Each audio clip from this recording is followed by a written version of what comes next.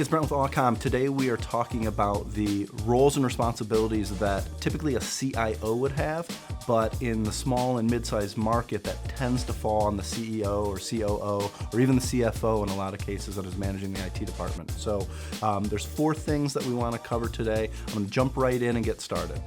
All right, so first we want to talk about the purpose of technology that you have in the company. So what are you using it for? Why are you using it? How are you going to leverage it? What set of importance does it have, not only to your business, to your employees, to your customers, pretty much every aspect of technology, what's the point, right? So we want to look at are you integrating it into your processes to create operational efficiencies? Are you going to leverage it from a sales and marketing standpoint to try to create more productivity on the sales team? Are you going to leverage it from a customer experience and engagement standpoint, how you're conversing and managing those conversations back and forth? But really, what's the point of having this technology effort internally?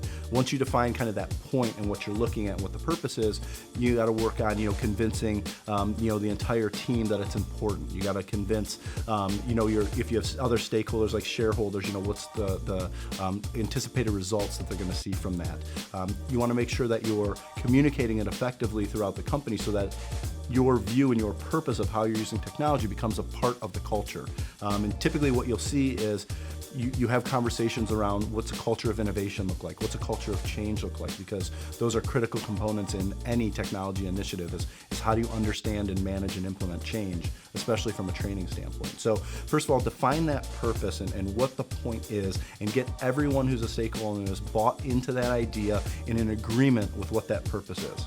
So the second thing we want to talk about, and one that is probably going to be the most difficult, it is a key role in what a CIO plays within an organization, and that is this abstraction layer that sits between C-level executives and IT folks and IT directors. And the reason that position is so important and that role is so important is because what you need to have at the strategic table are discussions around business results, discussions around, what are we going to do to affect business outcomes. And at the IT table, you have conversations around tactical strategies to implement and execute those ideas. So when you lose that CIO role that kind of plays the intermediary between the two, you end up having non-technical individuals making technical decisions. And by default, that creates kind of an adversarial relationship, and it also creates a cost containment approach to IT decisions. And those are challenging because they incur a lot of risk to the business that IT doesn't know how to explain, and the business doesn't know that they're signing up for because of that decision. So what you look to do when you're playing that CIO role is how do you elevate enough people at the technical level, either IT director or your IT person or your outsourced IT company, how do you elevate them to have business conversations where they're being judged on their business result, they're not being judged upon what they implement from a technology standpoint.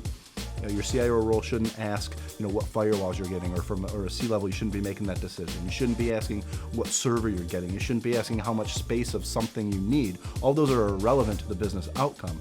They're important from a technical standpoint, but they're irrelevant to I need to create operational profit, or I need to create better client experience or customer experience. So try to elevate enough people within the organization or from outside the organization that you're using a consultant or using as a part-time support. Try to elevate them to the position where you can have business conversations and they're accountable for the technology requirements behind that decision. So third role that a CIO typically plays within an organization, another important one, but it is providing the guidance to not only build the right IT team necessary to deliver on those business results, but also manage that team and help construct the necessary strategy from a technology standpoint to make that team successful.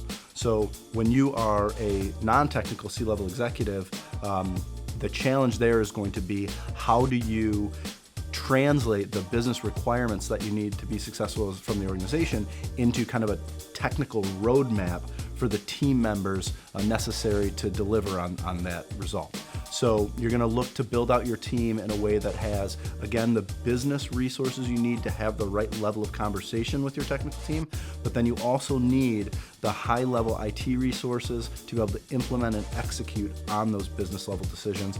And you're going to need to provide them the right training, provide them the right opportunities for growth, provide them the right environment to learn, and provide them enough guidance, as you would with any other department in the company, to keep that team motivated and keep them delivering upon the tech strategy required for those business results. And the last one, number 4, again, all these are critically important. Some may be a little bit more important than the others, especially number 2, that abstraction layer. But you want to create some type of a mechanism to see the results. And we're not talking about technology results. We're not talking about your uptime. We're not talking about, how many spam messages were blocked. All those are important from a technical standpoint, but they're not the level the CIO should be talking about, or the CEO or COO or CFO.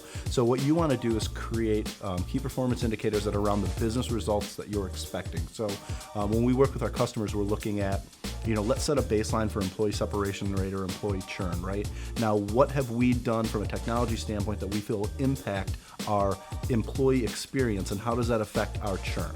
Now we want to look at what is our profit per employee.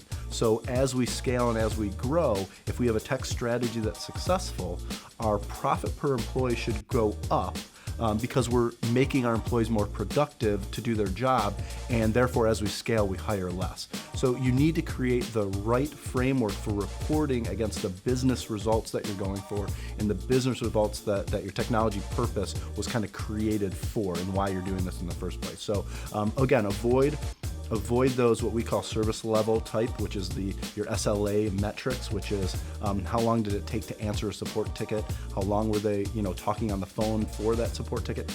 None of those really have a major impact on business except for like productivity. But look at, again, the long-term business results that you're trying to achieve, what baselines you need to have in place to understand how you're moving them, and then what strategies from a technology standpoint that you put in place and how that moves that needle going forward. There you have it. There is 1 through 4. Those are the items that we feel are critically important to successful technology initiative, but are often completely left out when a non-technical executive is tasked with running that IT department. Hopefully you find it helpful as well. Feel free to comment below. We'd love to talk to you about it.